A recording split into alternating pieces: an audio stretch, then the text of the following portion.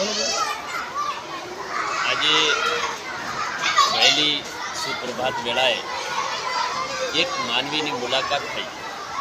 એ માનવી એટલે અમારા પરમ મિત્ર શ્રી પ્રવીણભાઈ નાઈ સાહેબ। તેઓના હસ્તકૌશલ્ય દ્વારા ખૂબ સરસ મજાના રોજે રોજ વિચારો અને એ વિચારો થકી પ્રગટ થતા સુવિચારો અમને એક વાંચવાનો લાભો મળે છે।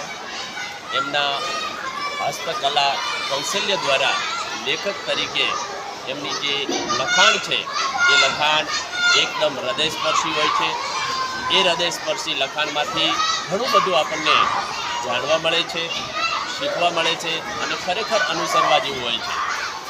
આપણા પ્રવીણભાઈ સાહેબ એકદમ નિખાલસ ભાવથી તેઓનું લખાણ હોય છે, તેમાં કોઈ એઆઈનો ઉપયોગ થતો નથી। ખૂબ સુંદર રીતે પોતાના મનના વિચારો અને હકીકત વાતની રજૂઆત હોય છે।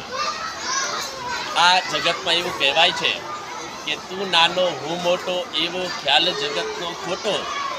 ખારા જળનો દરિયો ભર્યો, મીઠા જળનો લોટો, તરસ્યાને તો દરિયાથી એ લોટો લાગે મોટો।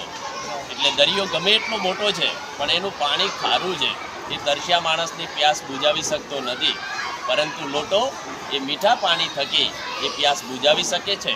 એટલે માણસ નાનો છે કે મોટો છે, પરંતુ એ માણસ પોતાના ગુણો થકી હંમેશા બીજાને, પરિવારને, સમાજને અને રાષ્ટ્રને ઉપયોગી બનાવી શકાય। એવા જ વ્યક્તિ અમારા પ્રવીણભાઈ આજે મળ્યા, એમને ખૂબ ખૂબ અભિનંદન, ધન્યવાદ। અને મને ઈચ્છા થઈ કે એમને પુષ્પ આપીને અભિનંદન પાઠવું। ખૂબ ખૂબ આભાર।